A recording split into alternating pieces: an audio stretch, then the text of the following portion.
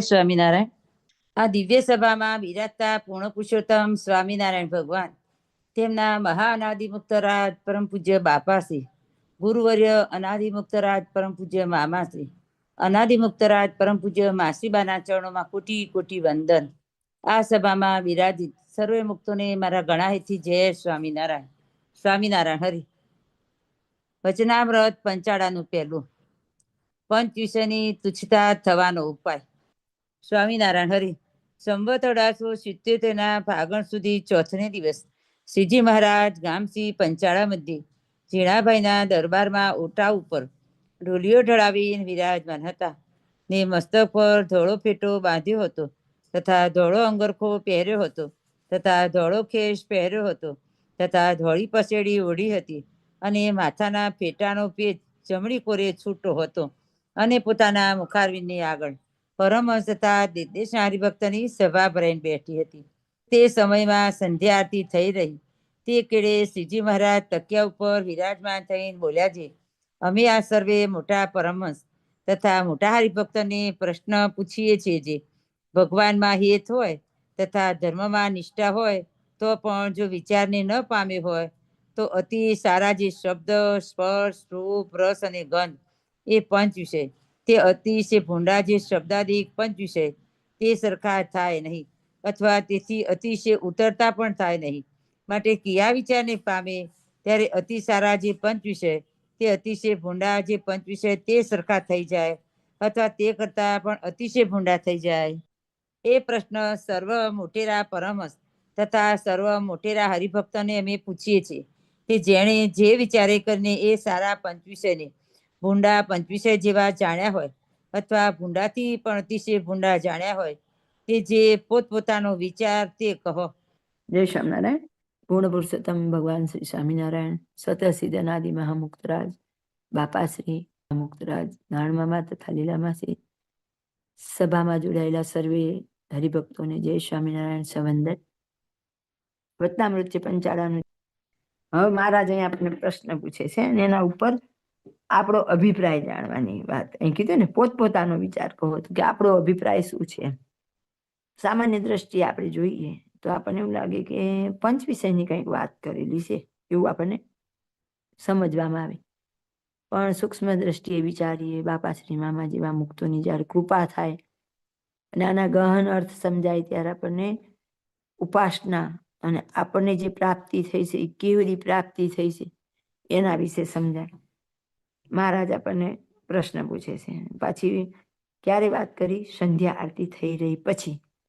ત્યારના જમાનામાં તો દીવા હતા એટલે સુમસામ અંધારું થઈ ગયેલું હોય એવો સમય હતો અને ત્યારે આવી ગહન વાત કરી.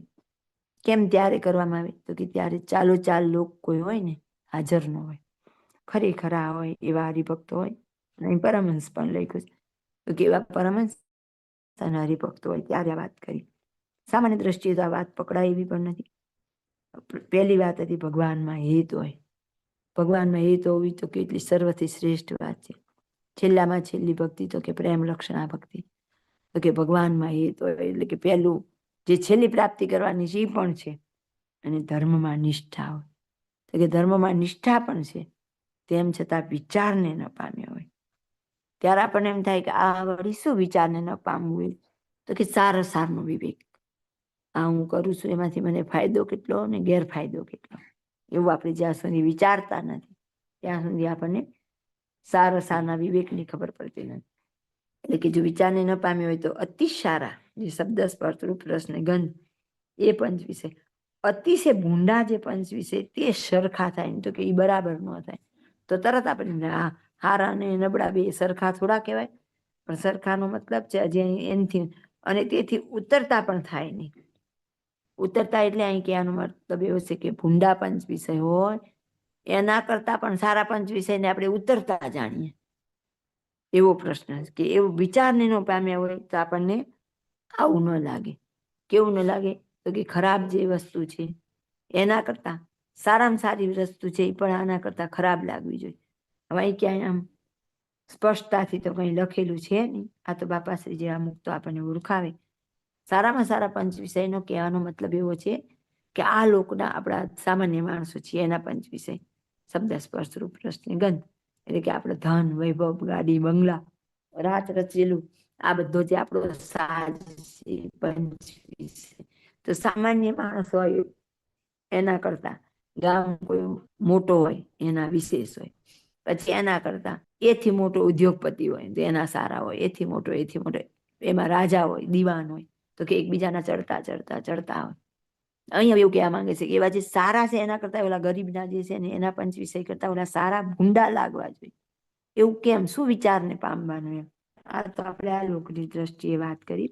પછી આગળ હવે સમજાવાયું માંગે એના કરતા ઇન્દ્ર આદિક દેવના વૈભવ શ્રેષ્ઠ, એના કરતા પ્રધાન પુરુષના એટલે કે વૈકુંઠના શ્રેષ્ઠ, એના કરતા ગોલોકના શ્રેષ્ઠ, એના કરતા પછી આગળ મૂળ અક્ષરના શ્રેષ્ઠ. તો આપણને કેમ હવે જે આગળના છે એ બ્રહ્માદિક દેવ કે સામાન્ય મનુષ્ય કે ગ્રામ્યનો નાનો એવો માણસ એના વિષય કરતા પણ ઉપરના બધા વિષય છે આપણને ભૂંડા લાગવા જોઈએ, એની અરુચિ થવી જોઈએ. કેમ? તો કે વિચારને ન પામ્યો. શું વિચારને પામવાનું?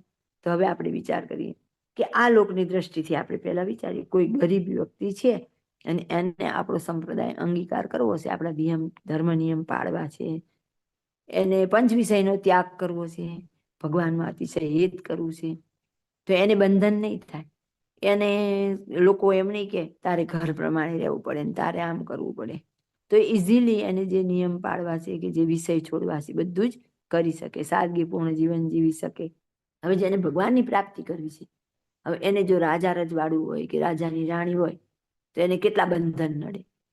સામાન્ય પરિવાર વાળા હોય તો એને ક્યાંય જોગ સમાગમ કરવા જવું તો એને બંધન નહીં નડે. પણ કોઈ ઉચ્ચ ઘરના હશે એને ક્યાંય જ્યાં ત્યાં જવું હોય સમાગમ કરવા કે એમ તો એનાથી જવાય નહીં. વળી એને જેવું તેવું પહેરવું છે, જેવું તેવું ખાવું છે તો એને સમાજ બંધન કરશે. ત્યારે એના વિચાર એવો થવો જોઈએ કે હું આ સાધારણ છું. ધારો કે કઠિયારાની વાર્તા આપણે બાપાશ્રીની વાતમાં જોઈએ છીએ, કેટલા ગરીબ હતા, એને બીજા દિવસનું નહીં બીજા ટંકનું જમવાનું પણ નહોતું, તો પણ સુખે ભગવાન વધતા હતા. જ્યારે રાજા હોય કે કોઈ શ્રેષ્ઠ વૈભવશાળી વ્યક્તિ હોય એનાથી એવું ન થાય, એના જેવું જીવન ન જીવી શકે. હવે અહીંથી આગળ લઈ જાય છે આપણને મહારાજ, ત્યાંના કરતા ઇન્દ્રના શ્રેષ્ઠ, ઇન્દ્ર કરતા વૈકુંઠના શ્રેષ્ઠ, વૈકુંઠ કરતા ગોલોકના. તો પછી આપણે વિચાર કરીએ કે અમુક આનંદ સ્વામી વૈકુંઠમાં ગયા તો એના કરતા જીવકોટી સારી, જીવકોટી કરતા એક સામાન્ય માણસ થવું સારું. ગોપાળાનંદ સ્વામીને બધા સંતોને જ્યારે મહારાજે પૂછેલું કે તમારે કદાચ બીજો જન્મ ધરવાનો થાય એટલે મોટા મુક્તોને બીજો જન્મ શા માટે ધરવાનો? તો કે બીજા જીવના સમાસ અર્થે આવવાનું થાય, તો તમે શું પસંદ કરો? એમ એટલે કહેવાનો મતલબ કેવું ઘર, કેવું ગામ, શું પસંદ કરો? ત્યારે ગોપાળાનંદ સ્વામી એવું કીધું, ગરીબમાં ગરીબ બ્રાહ્મણના ઘેર જન્મ દેવાનું ધારણ કરું, ઈચ્છા કરું. કેમ? તો કે ત્યાંથી એને જલ્દી નીકળી શકાય, એને બંધન ઓછા નડે, અને જેમ જેમ શ્રેષ્ઠ એમ નીકળવું અઘરું થઈ જાય. તો અહીંયા હવે આપણને બતાવે છે કે ઇન્દ્રનું સુખ હોય એના કરતા વૈકુંઠનું સુખ વધારે બંધનકારી. કેવી રીતે? તો કે અમોઘાનંદ સ્વામી ત્યાં ગયા, હવે આપણો 8 કરોડ વર્ષ, ત્યારે એને એક દિવસ બને છે, તો એ ક્યારે એનો પાર આવે, ક્યારે વૈકુંઠમાંથી બહાર નીકળે? એવા તો 30 દિવસનું 1 માસ, 12 માસનું 1 વર્ષ, એવા 100 વર્ષ વૈરાટ રહે, ત્યારે તો પ્રધાન પુરુષની ખાલી સાંજ પડે એવી પ્રધાન પુરુષની 100 વર્ષની આવરદા, એ આવરદા પૂરી થાય પછી ચક્કરમાંથી નીકળે બહાર. એ વખતે પાછો એનો 184માં વારો આવે, એમાં પાછો મનુષ્ય દેહમાં વારો આવે, ત્યારે એને સારો સંગ, સારી બુદ્ધિ બધું થાય તો એ નીકળે, નહીં તો પાછા આ ચક્કરમાં ફર્યા કરે. હવે વૈકુંઠ કરતા ગોલોકના, તો એનાથી ઉતરતા કેમ માનવાના? કે જો હું ગોલોકમાં જઈને ભરવું તો આપણે જે આ રામનું આયુષ્ય જોયું એના 100 વર્ષ થાય ત્યારે ખાલી ગોલોકની સાંજ પડે, એવા ગોલોકના 100 વર્ષની આવરદા. ગોલોકની તો આવરદા જ ન હોય, એ માયાથી પર થઈ ગયા. હવે એને કેવી રીતે એને વિચારને પામે કે હું હવે ભગવાન ભજીને મુક્તિ મળું? ગોલોકનું સુખ તો બહુ જ ભાગવતમાં બધે લખેલું છે કે ત્યાં તો હીરા માણેક ને રત્ન જડિત ને બધું છે, માયાથી પર છે, સુખ સુખ ને સુખ જ છે. તો આપણને તેમ જ થઈ જાય ને કે આવું શ્રેષ્ઠ સુખ મૂકીને મારે ક્યાં જવું? અને ક્યારેય મોક્ષનો વિચાર ત્યાં આવે જ નહીં, કારણ કે ત્યાં મહારાજ નથી, મુક્તો નથી, આપણો સંપ્રદાય નથી, શાસ્ત્ર નથી, નામ નથી, જોગ સમાગમ નથી, કૃપા કેવી રીતે થાય? જ્યારે અહીં હતા ત્યારે આપણે ન ભજી શક્યા, તો ત્યાં જઈને તો પછી ક્યાંથી આપણને મહારાજ વિશે કઈ પ્રીતિ કે કઈ થાય? પણ એને વધારે ને વધારે કૃષ્ણમાં પ્રીતિ થાય, એટલે એને ત્યાંથી નીકળવું અઘરું થઈ જાય.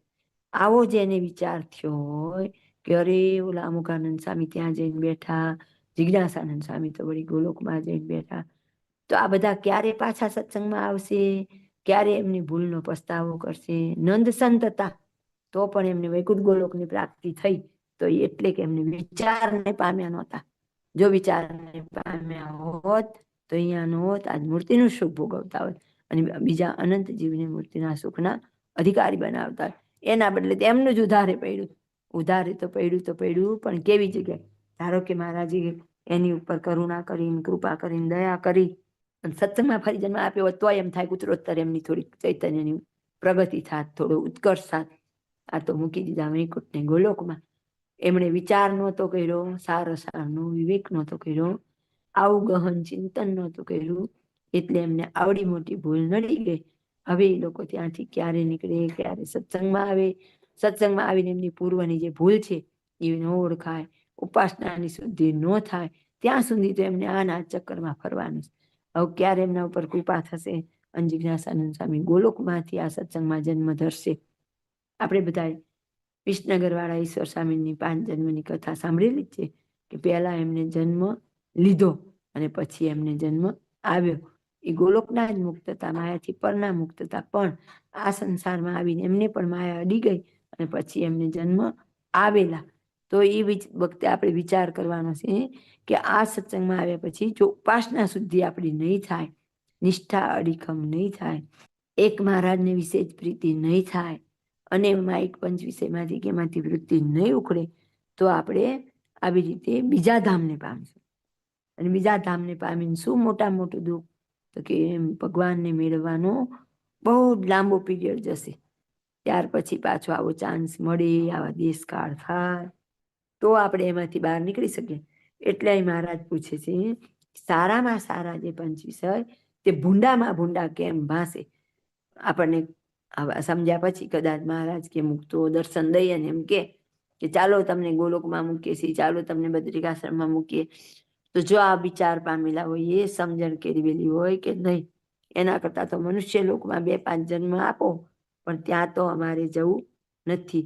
એવો જ્યારે વિચારને પામેલા હોઈએ ત્યારે આપણે ઉપાસનાની શુદ્ધિ રહે, ઉપાસનાની દ્રઢતા રહે, જીવનમાં ઊંચ નીચ આવે, સંસાર છે, સુખ ને દુઃખની પ્રાપ્તિ થતી રહે, ત્યારે પણ મન અડગ રહે. એના માટે આ પ્રશ્ન પૂછ્યો છે કે વિચારને કોણ પામેલું છે? જય સ્વામિનારાયણ.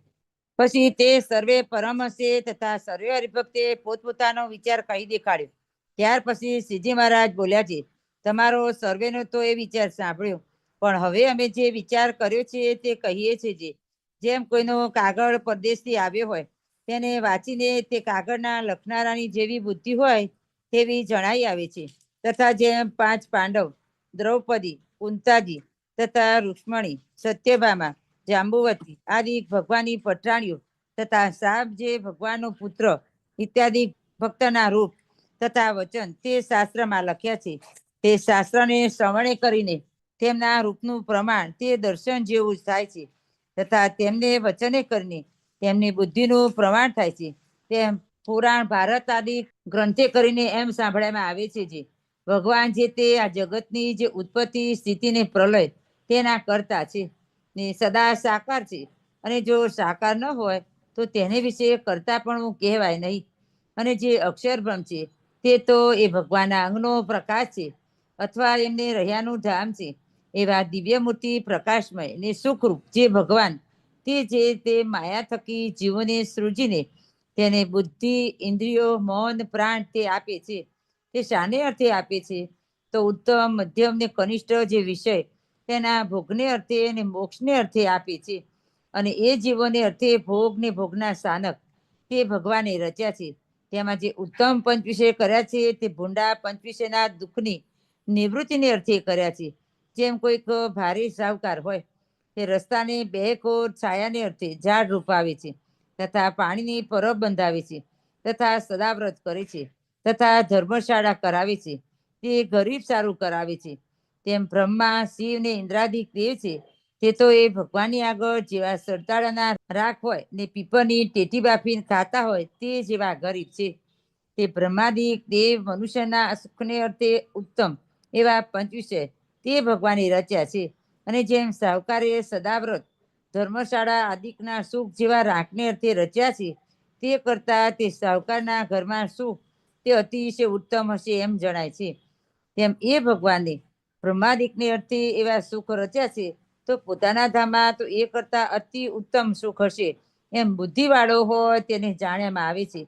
માટે ભગવાનના ધામના સુખનું અતિશયપણું બુદ્ધિમાનને જાણ્યામાં આવે છે. તેણે કરીને સારા વિષયોથી ભૂંડા થઈ જાય છે. જય સ્વામિનારાયણ. મહારાજ આપણને દ્રષ્ટાંત કરીને સમજાવે છે કે જેમ કાગળ પરદેશથી આવ્યો હોય છે તેમાં લખનારાની બુદ્ધિ હોય તે જણાઈ આવે છે.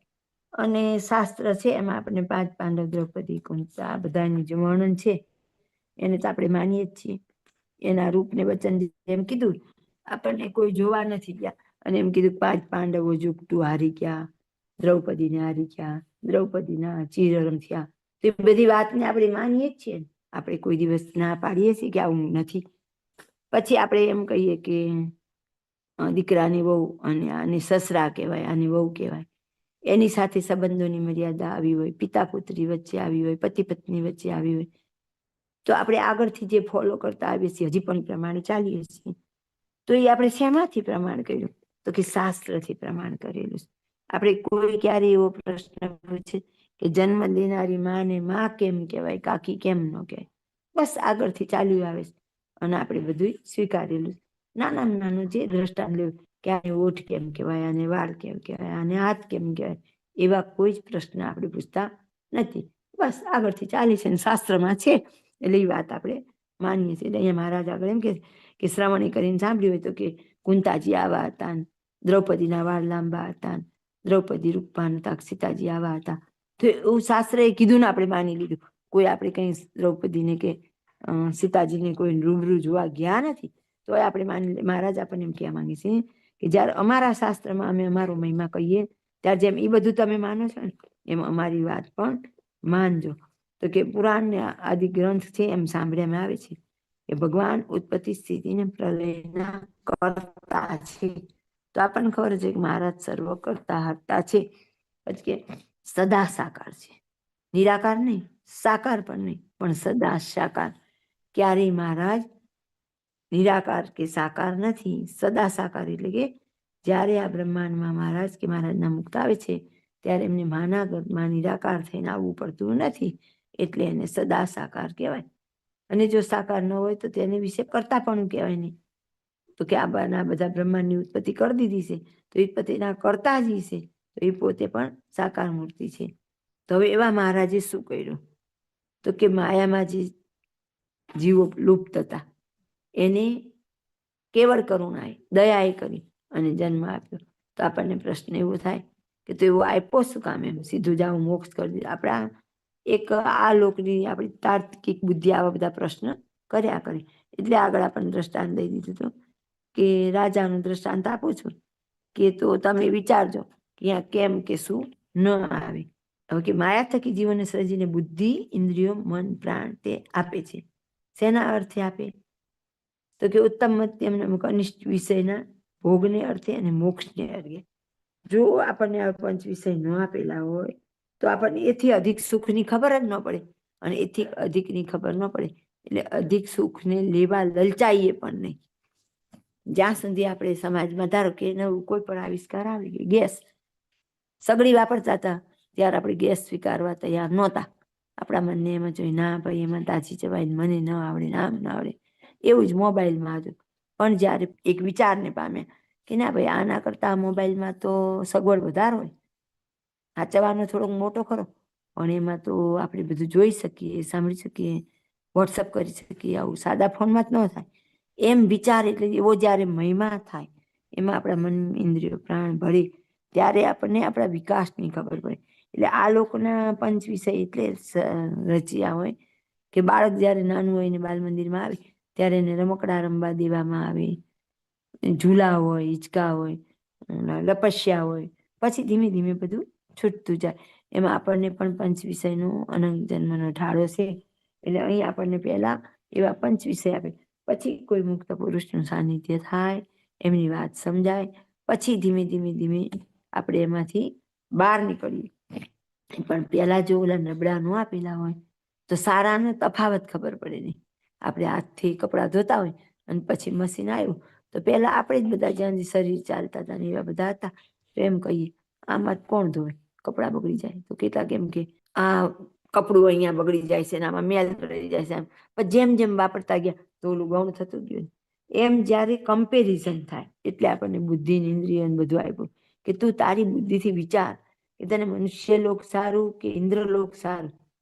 તો કે વિચાર કરતા કરતા જ્યારે આપણે ગહન વિચારમાં જશું ત્યારે આપણને સમજાશે કે આ લોકના સુખ ગોલોકને એના સુખ કરતા શ્રેષ્ઠ છે. શ્રેષ્ઠ કઈ રીતે? અધિક તે જ છે, પણ મને જે આગળ ગેરફાયદો થયો છે એના પ્રમાણમાં આ શ્રેષ્ઠ છે. બે કમ્પેરિઝન કરવાના આવે. ધારો કે આપણને મહારાજ એવું પૂછે કે મૃત્યુલોકમાં રાખું કે ગોલોકમાં લઈ જાઉં, તો મોટા ભાગના એમ જ કહીએ ને કે ના ના અહીંયા આવો, અહીં તો છૂટીએ અમે આ રોજ ને રોજ વાસણ ને કપડાં. પણ જ્યારે આપણે વિચારને પામી ગયા હોય ને ત્યારે એમ થાય કે અહીં મને 2 જન્મ વધારે આપજો પણ ત્યાં તો મારે ક્યાંય આવવું નથી. એમ જો વિચારને પામેલા હોય તો નાની ભૂમિકાઓ છે ત્યાં આપણે અટકશું નહીં અને મહારાજને મહારાજના મુક્તો સુધી પહોંચી જશું. અહીં મહારાજ આપણને એમ કહે છે ઉત્તમ પંચ વિષય કર્યા તે ભૂંડા પંચ વિષયની નિવૃત્તિને અર્થે કર્યા. તો આગળ દ્રષ્ટાંત આપી, કોઈ સાહુકાર હોય રસ્તાની 2 બાજુ ઝાડ રોપાવે, પાણીની પરબ બાંધે, એવું બધું કરે છે. કેમ? સુખને અર્થે. મહારાજે આપણા માટે આ લોક ભોગ બનાવેલા છે અને એની અંદર આપણને પંચ વિષયના સુખ આપે. ઘણા એવો પ્રશ્ન હોય હવે બધા આ જમાના એજ્યુકેટેડ થઈ ગયા એટલે કે તો ભગવાને આપણને અહીંયા આવું બધું આપ્યું શું કામ જો ભોગવવાનું ન હોય તો? ભગવાને તો ઘણું બધું આપેલું છે, બધું ભોગવવાનું હોય નહીં તો આપણા માટે સંસારની વનસ્પતિ છે એવો જ આંકડો છે ને એવો જ થતું રહેશે. એના પણ ફૂલ આવે છે, એના પણ ફળ આવે, પણ આપણે કોઈ વિવેકવાન હોઈએ તો એનો ઉપયોગ કરતા નથી. એમ આપણે સારાનો વિવેક કે મારે મહારાજને પામવા છે તો મારું જીવન કેવું હોવું જોઈએ, મારી પાસે કેટલો સમય છે, કેટલો નથી, કેટલું હું ભજન કરી શકવાને સક્ષમ છું, તો એ બધો વિચાર કરીએ. ક્યારે? તો કે આપણે એકવાર એવું દુઃખ જોયું હોય થોડીક વધારે ખબર પડે કે હજી તો આપણે મંજિલ ઘણી દૂર છે અને 8 દ્વારકા કરીને બેસી ગયા છે. તો કે ગરીબના સારું સદાવ્રત કરાવીને ધર્મશાળા બંધાવે એવું બધું તો મહારાજે આપણા અર્થે કર્યું. આગળ પાછા આપણને એમ કહે છે ગરીબ માટે બનાવે. તેમ બ્રહ્મા શિવને ઇન્દ્રાદિક દેવ એને તો સળતાળાના રાખની ઉપમા આપી અને પીપળની ટેટી બાફીને ખાતા હોય તે જેવા ગરીબ છે તે બ્રહ્મા આદિક દેવ મનુષ્યના સુખને અર્થે ઉત્તમ એવા જે પંચ વિષય તે ભગવાને રચ્યા છે. તો કે ઓલા બધા જોડે જઈએ છીએ તો ત્યાં આપણું સાદું જીવન છે, પણ આવા મોટા મોટા જોડે જઈએ છીએ તો એની અર્થે આપણે પણ ખસાવવું પડે. તો અહીંયા એમ કે છે કે હવે આગળ કહી દીધા સળતાળાના રાગ જેવા છે. તો કે બ્રહ્મા શિવ ઇન્દ્રાદિક દેવ છે તે તો એ ભગવાનની આગળ સળતાળાના રાગ હોય ને પીપળની ટેટી એટલે બાફીને ખાતા એટલે એમ કે એને પૂરતું જમવાય ન મળતું હોય. હવે જમવા ન મળે તો એને રહેવા તો ક્યાં મળવાનું હોય. તો એ જેવા છે ને એવા આપણા માટે જે સારા પંચ વિષય છે એ છે. સમજણ ક્યાં કેળવવાની? તો કે ઉત્તમ જે વિષય છે એ જો આપણી જોડે ન્યૂન હશે તો આપણે ભગવાન ભજવામાં સુખ શાંતિ આવશે અને આપણી પ્રાપ્તિ બહુ મોટી થશે. જય સ્વામિનારાયણ. અને સંસારમાં જે પશુ, મનુષ્ય, દેવતા, ભૂત ઇત્યાદિ જ્યાં જ્યાં પંચ વિષય સંબંધી સુખ જણાય છે તે ધર્મે સહિત જે કિંચિત ભગવાનનો સંબંધ તેણે કરીને છે. પણ પંડે ભગવાનમાં જેવું સુખ છે તેવું કોઈને વિશે નથી. જેમાં મસાલ બળે છે એ મસાલની સમીપે જેવો પ્રકાશ છે તેવો થોડે છેટે નથી અને તેથી ઘણી છેટે તો મૂળગો નથી. તેમ બીજે ઠેકાણે તો કિંચિત સુખ છે અને સંપૂર્ણ સુખ તો ભગવાનના સમીપમાં રહ્યું છે. અને જેટલું ભગવાનથી છેટે થવાય છે તેટલા સુખમાં ન્યૂનતા થાય છે. માટે જે મુમુક્ષ હોય તે પોતાના હૃદયમાં એમ વિચારે છે જેટલું મારે ભગવાનથી છેટું થશે તેટલું દુઃખ થશે ને મહાદુખ્યો થાય અને થોડેક ભગવાનને સંબંધે કરીને એવું સુખ થાય છે. માટે મારે ભગવાનનો સંબંધ અતિશય રાખવો છે ને હું અતિ સંબંધ રાખીશ તો મારે ઉત્કૃષ્ટ સુખની પ્રાપ્તિ થશે. એમ વિચારીને ને ભગવાનના સુખનો લોભ રાખીને જેમ ભગવાનનો સંબંધ અતિશય રહે તેમ ઉપાય કરે તેને બુદ્ધિમાન કહીએ. જય સ્વામિનારાયણ. જો આગળ આપણને કીધું હતું ને એમ જ હવે કીધું સંસારમાં પશુ, મનુષ્ય, દેવતા, ભૂત એટલે પંચભૂત, પૃથ્વી, જળ, તેજ, વાયુ, આકાશ. આ ઉત્તરોત્તર કીધા ને, પશુ કરતા મનુષ્યના શ્રેષ્ઠ, મનુષ્ય કરતા દેવતાના, એના કરતા આ બધાના, એનાથી આગળ વૈકુંઠ, ગોલોક. તો કે આ બધા છે, પણ જેવું ભગવાનમાં સુખ છે એવું ક્યાંય સુખ નથી. પછી દ્રષ્ટાંત આપ્યું કે મસાલની બાજુમાં વધારે પ્રકાશ પડે એનાથી ઓછો. એમ મહારાજની જેમ સમીપ હોય એમ એમ વધારે સુખ આવે અને એનાથી આગળ ઘટતું જાય.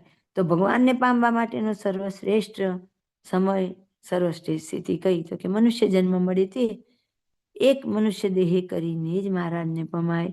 બાકી બધા આમને આમ ધક્કા ઉભા રહે. ફરી મનુષ્ય જન્મ આવશે તો ફરી પાછો આ જ સંસાર, આ જીકડા, આ બધું કરવાનું.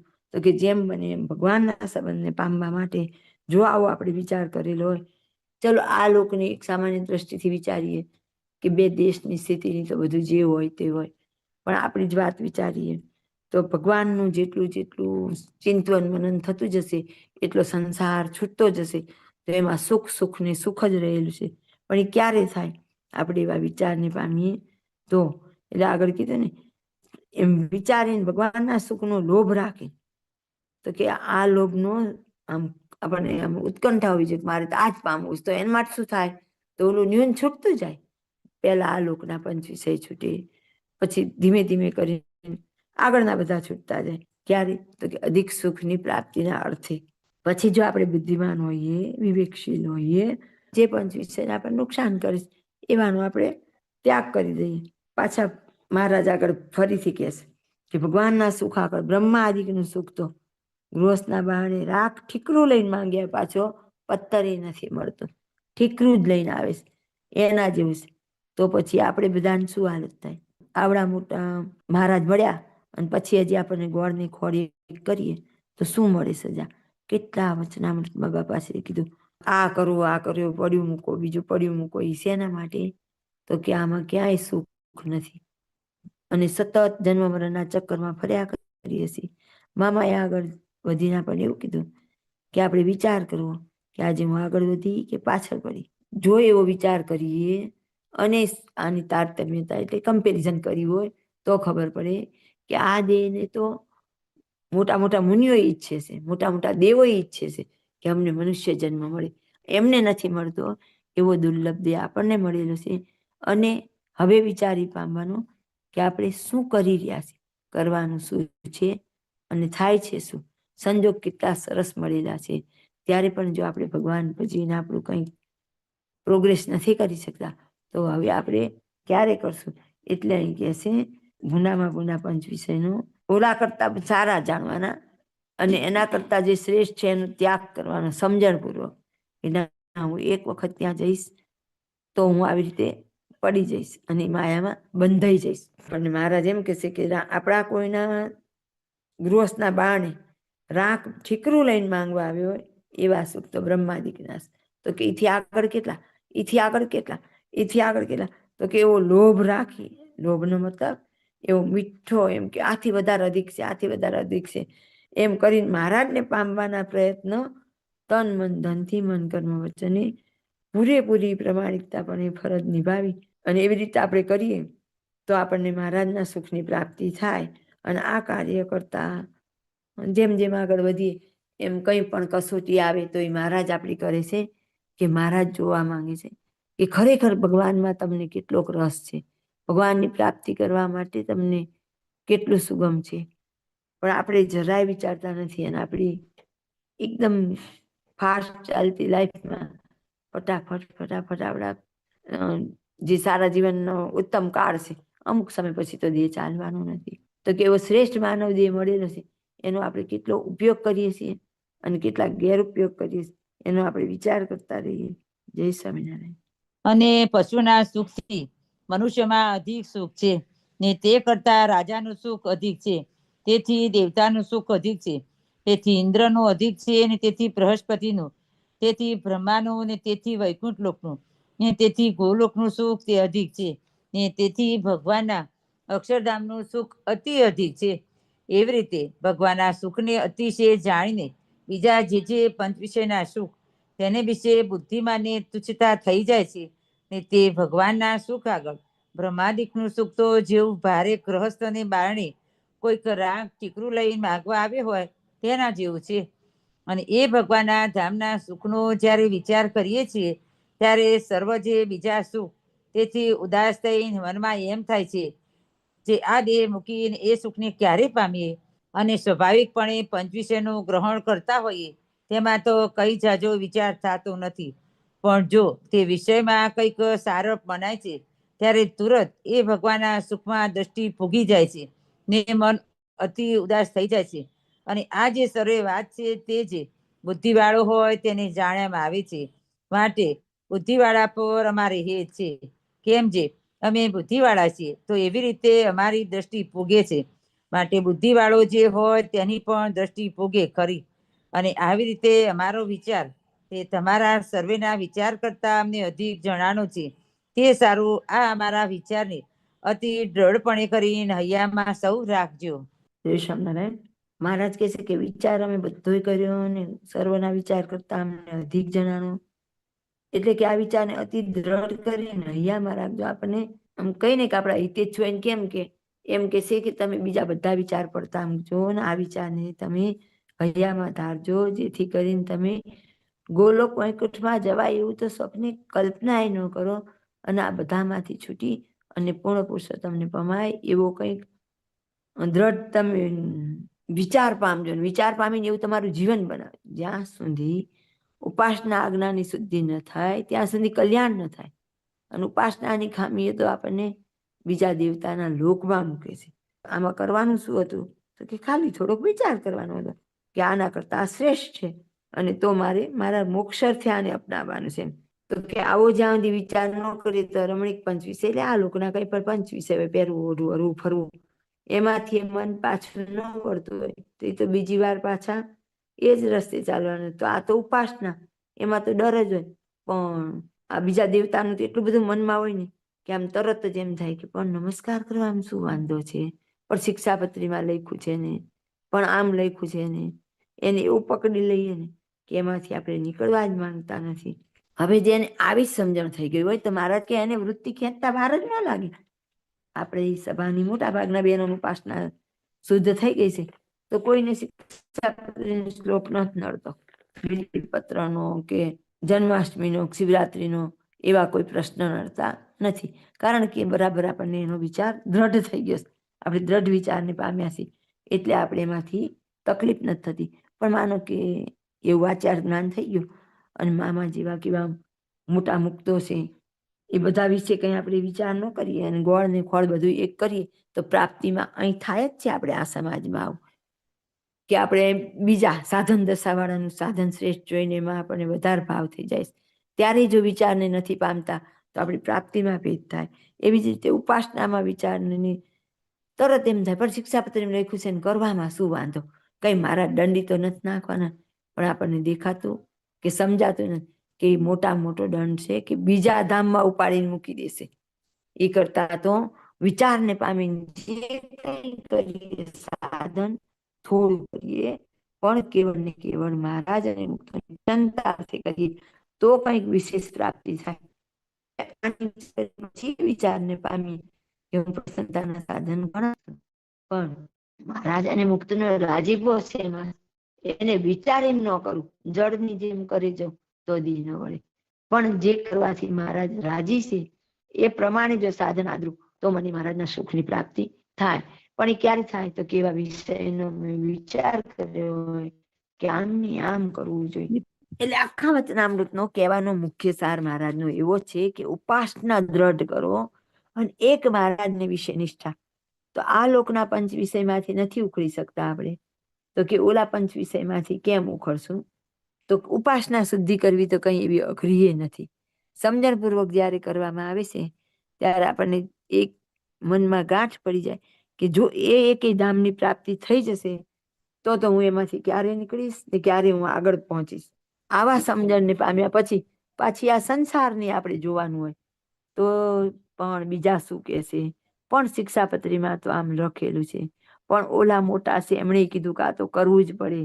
તો ત્યારે આપણો વિચાર દ્રઢ હોય એમ કે છે ને કે પોતાની બુદ્ધિએ પોતાને મન પોતાનું ન ડગાવી શકે એવો દ્રઢ નિશ્ચય હોય ત્યારે આપણને એ તુચ્છ થઈ જાય કે એની સામે જોવાની, એમાં વૃત્તિ રાખવાની, એની વિશે વિચાર કરવાનો એવો કોઈ આપણને સંકલ્પ પણ ન થાય. ત્યારે આપણે એવા શ્રેષ્ઠ વિચારને પામી અને મહારાજના રાજીપાને મેળવીએ અને મહારાજના અનન્ય ભક્ત બની તો આપણને જે મહારાજની મૂર્તિનું સુખ છે એની પ્રાપ્તિ બરાબર થાય. બાકી જો અચકચરા રહીએ તો સાધન ગમે એટલું કરીએ પણ વિચારને પામ્યા વગર, આગળ કીધું હતું ને, ધર્મમાં પણ પાછો હોય તો પણ વિચારને નથી પામ્યા એટલે આપણે જે મૂર્તિનું સુખ મળવું જોઈએ એનાથી આપણે વંચિત રહી જશું. એટલે મહારાજ આપણને કહે છે કે વિચારને પામો, એટલે કે અંદર ઊંડા ઉતરીને ચિંતન મનન નિધિધ્યાસ કરીને જોવું પડે કે સારનો વિવેક કરવો પડે. ગોળને ખોળે કરે ન ચાલે અને શુદ્ધ ઉપાસના સમજી સર્વોપરી એવા મહારાજનો નિશ્ચય દ્રઢ કરી આજ્ઞાપરાયણ જીવન જીવી અને મહારાજની પ્રસન્નતા મેળવવી જોઈએ. મહારાજ આપણને દ્રષ્ટાંત આપે છે કોડીનું ને પૈસાનું, તો કે આ બધા આ લોકની દ્રષ્ટિએ જ આપણને સમજાવાય તો કે આ બધા કરતા મહારાજનું સુખ વિશેષ છે એવો એમ કે આપણે વિચાર કરો. પછી કે જે બુદ્ધિવાળો એને આ વિચાર હૃદયમાં આવે તો આ લોકનું આપણને ખબર હોય છે કે આના કરતા આ વધારે સારું, આના કરતા એવી બુદ્ધિ હોય તો આપણે એને મેળવવાનો પ્રયત્ન કરીએ. બાપાશ્રી એમ કે છે કે હીરો ખોવાનો હોય તો આખી રાત જાગીને આપણે મેળવવાનો પ્રયત્ન કરીએ પણ આપણને આવું ઉત્તમ સુખ મળેલું છે એનો આપણે વિચાર કરતા નથી કે એનો આનંદ નથી, જો એવું અંદર ક્યાંય નિશ્ચય નથી એટલે આપણને એટલી આતુરતા નથી થતી. અને પછી કે જો એને આવો વિચાર જેના હૃદયમાં હોય એટલે આગળ મહારાજ એમ કે છે કે સ્મશાનમાં બેઠો હોય તો એમ જાણે કે તો રાજ્ય સમૃદ્ધિથી મીટાયેલું. ત્યારે મહારાજ આપણને એવું ક્યાંક સંકેત કરે છે કે એક તો વિચારને તો પામ્યા, ઉપાસના એ કરી, આના પછી આપણે શું ભૂલ કરીએ છીએ તો કે આપણે સકામ ભક્ત બનીએ છીએ. તો હવે આપણને બધા જ મોટા મુક્તોએ કહી દીધું કે સકામ ભક્ત માટે તો બીજા ધામ બનાવેલા છે. જેટલા સકામ ભક્તો હોય એને મૂર્તિનું સુખ ન મળે, એને મહારાજ અને મુક્તિની પ્રાપ્તિ ન થાય, પણ એને ગોલોક વૈકુંઠ એવા બધા લોકની પ્રાપ્તિ થાય. કેમ તો કે એને આપણે વિચારને નહોતા પામ્યા એટલે સકામ થયા. જો વિચારને પામ્યા હોય તો આપણને કીધેલું જ છે કે નિષ્કામ ભક્તિ કરો, કેવળ અને કેવળ મહારાજ અને મુક્તની પ્રસન્નતા અર્થે સેવા ભક્તિ ભજન જે કરવું હોય એ કરીએ. પણ દેહને દેહના સગા માટે, કોઈ આર્થિક સામાજિક ભૌતિક એવા કોઈ સ્વાર્થ માટે આપણે મહારાજ પાસે સકામ થઈએ તો મુનિ સ્વામીએ કીધું કે એને બધાને દેવ બનાવે. નિષ્કુળાનંદ સ્વામીએ પણ કીધું જુજવાએ ધામ રચ્યા જોઈ નિષ્કામ સકામ રે. સકામ ભક્ત માટે ધામ બનાવ્યા, નિષ્કામ ભક્તને તો પોતાની મૂર્તિનું સુખ આપે છે. તો હવે આપણને એ વિચારને પામવું જોઈએ. જો જીવન છે ઊંચ નીચ આપણે મનના માનેલા ઊંચ નીચ આવે એટલે જ મહારાજે આગળ એવું કીધું હતું કે સારામાં સારા પંચ વિષય છે, ભૂંડામાં ભૂંડા ક્યારે લાગે. મામાએ આપણને એવું કીધું મીરાબાઈ જેવી લગ્ની લગાડવી.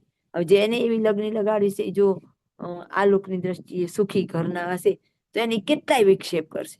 આપને એમ થાય કે એના ઘરમાં બધા કામના કામ વાળા, પતિ સુખ ધન વૈભવ એટલે એને તો સુખે ભગવાન ભજાય. આપણે તો બે છેડા ભેગા કરવા હોય એનો વિચાર કરવો પડે, મહેનત કરવી પડે, સમય બગાડવો પડે. પણ એવું ન હોય. એ જે મોટા હોય ને એનો પાછો બીજો બધો વિસ્તાર એ મોટો હોય. એના કરતા જેમ બને એમ નાના હોઈએ એમ વધારે ને વધારે આપણે ભગવાન તરફ જઈ શકીએ. તો એવો એક વિચારને પામેલા હોય તો ધારો કે મારે આર્થિક તકલીફ આવશે તો તરત મને એમ થઈ જશે ના બાપા એને ભગવાન ભજાની કોઈ ફુરસદ ન મળે, એ કરતા આપણે હારું સુખે ભગવાન તો ભજાય છે, ભગવાન દીધું છે એટલે આમ શાંતિથી જીવન નિર્વાહ તો થાય. જો આવા વિચારને પામીએ તો આપણે સકામ નહીં થઈએ. પછી આપણે ધારો કે સંતાન નથી તો આપણે વિચારને પામશું કે ગોપાળાનંદ સ્વામીની વાતમાં કીધું કે જેને બહુ ઈચ્છા હોય પુત્રની તો એને બીજા જન્મે બ્રહ્મા બનાવે. જાઓ ભાઈ હવે તમે આખા સંસારને આપ્યા જ કરો. તો તરત એમ થાય ના ભાઈ એ તો મારે નથી જોતું, મારે તો મૂર્તિનું સુખ જોઈએ. તો શું કરવાનું તો કે કેવળ મહારાજ અને મુક્તિની પ્રસન્નતા અર્થે રાજીપાના જે કંઈ સાધન થાય તે કરવાના. આ લોકનું ધારો કે એક વિચારને નથી પામ્યા, કોઈ એવો મંદવાળા કેન્સર કે એની મન કંઈ આવ્યું અને તરત આપણે જો પ્રાર્થના કરી લઈએ ત્યારે જો આપણને વિચાર હોય કે હું અત્યારે તો પ્રાર્થના કરી લઈશ, મોટા મુક્ત રાજીપોઈ બતાવી દેશે, પણ આ મારું પ્રારબ્ધ હતું. એ પ્રારબ્ધને મારે નેક્સ્ટ જન્મ કાં એના પછીના જન્મ, પણ એક વખતે ભોગવવાનું ભોગવવાનું ને ભોગવવાનું. જો આ વિચાર મગજમાં દ્રઢ રહે ને તો તરત મન પાછું વળે કે ના ભાઈ, મારે આજ દિન કાલ મારે જ ભોગવવાનું હોય, તો પછી મારે આવું નથી કરવું. તો જે આવે એ મહારાજની મુક્તની પ્રસન્નતાથી હું એનો સહજ સ્વીકાર કરી લઉં. મારી શ્રદ્ધા, વિશ્વાસ અને આત્મનિષ્ઠા ડગે નહીં. તો એને વિચારને પાયમાં કહેવાય. જે કરીએ છીએ એક વિચારને લઈને જ થાય. જે સંકલ્પ ઉઠે ને એના ઉપર જ આપણી સ્થિતિ બનતી હોય. તો જ્યારે આ વિચાર પામેલા હોય ત્યારે એમ થાય સંસાર છે, સુખ ને દુઃખ તો આવે. સુખ ને દુઃખ તો મેં મારા મનનું ઘડેલું છે કે આને સુખ કહેવાય, આને દુઃખ કહેવાય. આપણે ગરીબ હોઈએ ત્યારે આપણને પૈસા વાળાના મેલ ને બધું જોઈને એમ થાય કેટલા સુખી છે, પણ એ અંદર જઈને જોઈએ તો એના પાછળ 10 બીજા પ્રોબ્લેમ હોય. એમ વિચારને પામ્યા વગર જ આપણે સકામ થઈએ છીએ, અને સકામ થવાથી મહારાજની મૂર્તિનું સુખ તો મળતું નથી.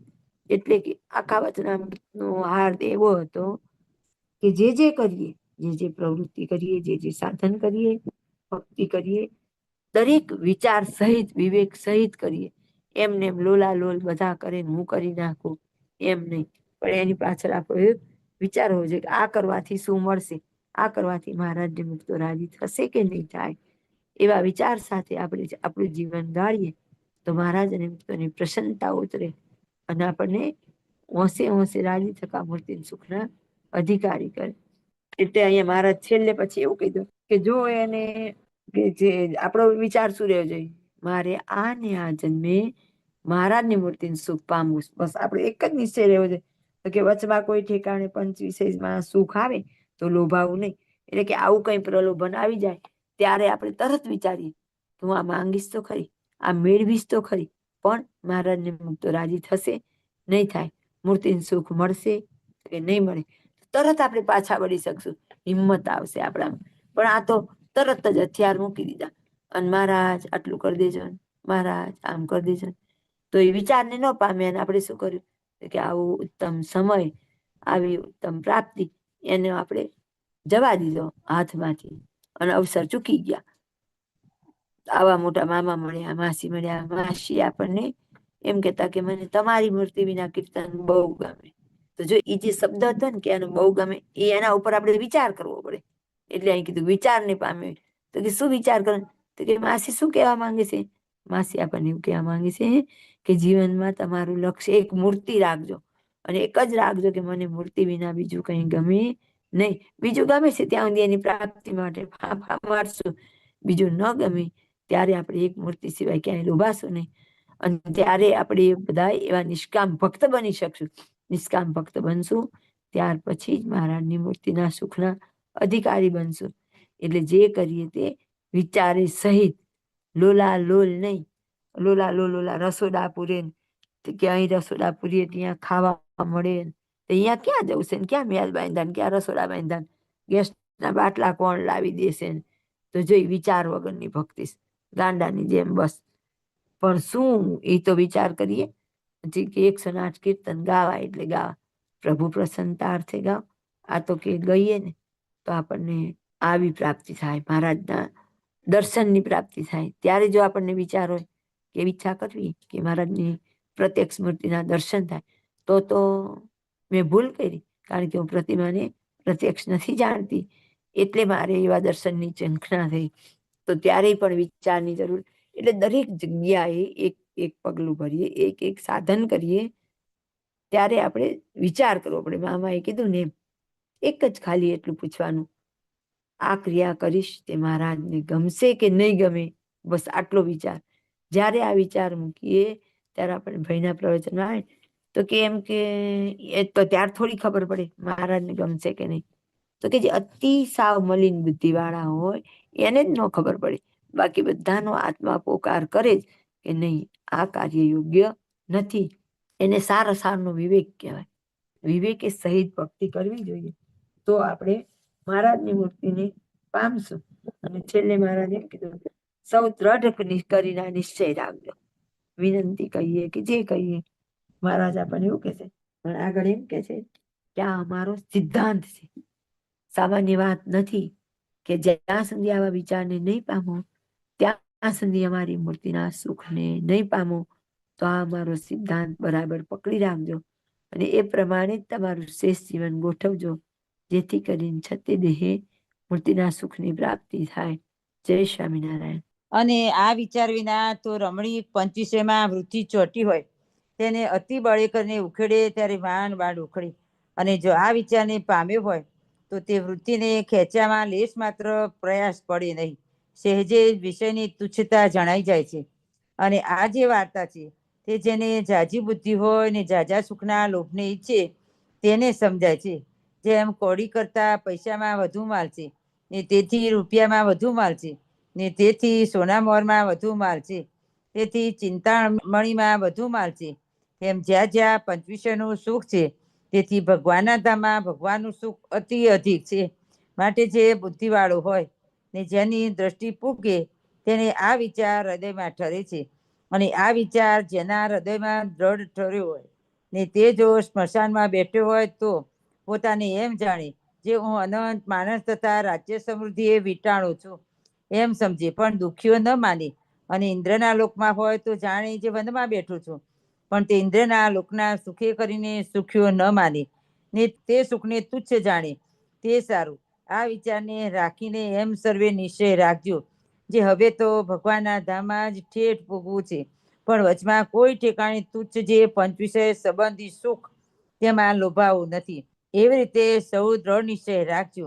અને આ તો જે અમારો સિદ્ધાંત છે તે તમને સર્વને કહ્યું છે, માટે દ્રઢ કરીને રાખજો. ઇતિ વચનામૃત પંચાળાનું પહેલું. રહસ્યાર્થ પ્રદીપિકા ટીકામાં કૃપા વાક્ય એક છે.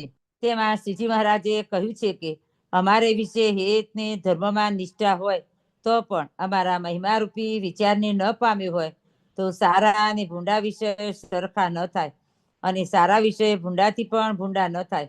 અને અમારા અંગનો એટલે અમારો પ્રકાશ તે જ અક્ષર બ્રહ્મ છે તથા અમારે રહ્યાનું ધામ છે. અને અમને સર્વ કરતા સદા સાકાર દિવ્ય મૂર્તિમાન જાણે ને સર્વના સુખથી અમારા સુખને અતિશય અધિક જાણે ને સર્વ સુખના દાતા જાણે તો અમારા સુખ વિના બીજા સર્વ સુખ અતિશય તુચ્છ થઈ જાય. અને આવો મહિમા ન જાણે તો રમણીક વિષયમાંથી વૃત્તિ માંડ ઉખડે.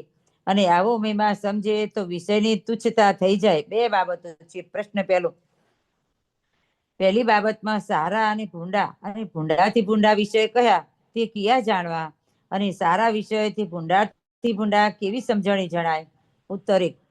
પ્રકૃતિ પુરુષ તથા પ્રધાન પુરુષના વિષય સારા જાણવા, અને વૈરાટ ને બ્રહ્માના ભૂંડા એટલે ઉતરતા જાણવા, અને ઇન્દ્ર તથા મનુષ્ય આદિકના ભૂંડાથી ભૂંડા જાણવા. અને જેની શ્રીજી મહારાજના સુખમાં દ્રષ્ટિ પહોંચી હોય તે વૈરાટ આદિકની આયુષ આ લોકથી લાંબી જાણે, તેથી આ લોકના વિષયથી વૈરાટાદિકના વિષયને વધારે બંધનકારી જાણે, તેથી ભૂંડા લાગે. તેથી પ્રધાન પુરુષ તથા પ્રકૃતિ પુરુષના લોકમાં ઘણી લાંબી આયુ છે, માટે તેના વૈભવને અતિશય બંધનકારી જાણે, તેથી તે વિષય આ લોકના વિષયથી અતિશય ભૂંડા લાગે. અને બ્રહ્મકોટી અક્ષરકોટીના ઐશ્વર્ય છે તે પણ શ્રીજી મહારાજનું સુખ પામવામાં બંધનકારી છે, માટે તે ઐશ્વર્યની પણ શારપ ન રાખવી. પ્રશ્ન 2. દેવતાથી ભૂતના સુખ અધિક કયા તે ભૂત ક્યાં જાણવા? ઉત્તર 2. પ્રજાપતિ બ્રહ્મા વિષ્ણુ શિવ તથા વૈરાજ પુરુષ તે સર્વ દેવતા છે, તે પૃથ્વીના આવરણની અંદર રહ્યા છે. તેમના કરતા પૃથ્વી જળ તેજ વાયુ આકાશ એ 5 ભૂત છે તે વૈરાગથી પર છે. તેમના લોકમાં તે સર્વ મૂર્તિમાન છે, તેમના સુખ અધિક છે. પ્રશ્ન 3. મસ્તાનને દ્રષ્ટાંતે કરી બીજા દેવતા આદિકના લોકમાં સુખ છે, તેથી અમારા ધામમાં અતિ અધિક સુખ છે એમ શ્રીજી મહારાજે કહ્યું, તે કેવી રીતે સમજવું? ઉત્તર 3. શ્રીજી મહારાજને સમીપે એટલે પાસે સુખ અધિક છે, અને થોડેક છેટે એટલે મૂળ અક્ષરાદિકના લોકમાં શ્રીજી મહારાજના સુખથી ઓછું સુખ છે. પણ જેમ પ્રકાશ એનો એ છે તેમ જે શ્રીજી મહારાજનું સુખ છે તેનું તે સુખ અક્ષરાદિકમાં છે એમ નથી કહ્યું. અને ગણે છે એટલે માયામાં તો સુખ છે જ નહીં એમ કહ્યું છે. તે સર્વના સુખની તારતમ્યતાના લોયાના સત્તરમાના 5મા પ્રશ્નની 7મી બાબતમાં કહી છે. પ્રશ્ન 4. બીજી બાબતમાં કોળી આદિકને દ્રષ્ટાંતે સુખ કયા તે કોના જાણવા? ઉત્તર 4. કોળીને દ્રષ્ટાંતે માયિક સુખ જાણવું, અને પૈસાને દ્રષ્ટાંતે મૂળ પુરુષ આદિક ઈશ્વરના સુખ જાણવા, ને રૂપિયાને દ્રષ્ટાંતે બ્રહ્મકોટીના સુખ જાણવા, અને સોનામાને દ્રષ્ટાંતે અક્ષરકોટીના સુખ જાણવા અને ચિંતામણીને દ્રષ્ટાંતે શ્રીજી મહારાજનું સુખ જાણવું. ઇતિ રહસ્યાર્થ પ્રદીપિકા ટીકા સમાપ્ત.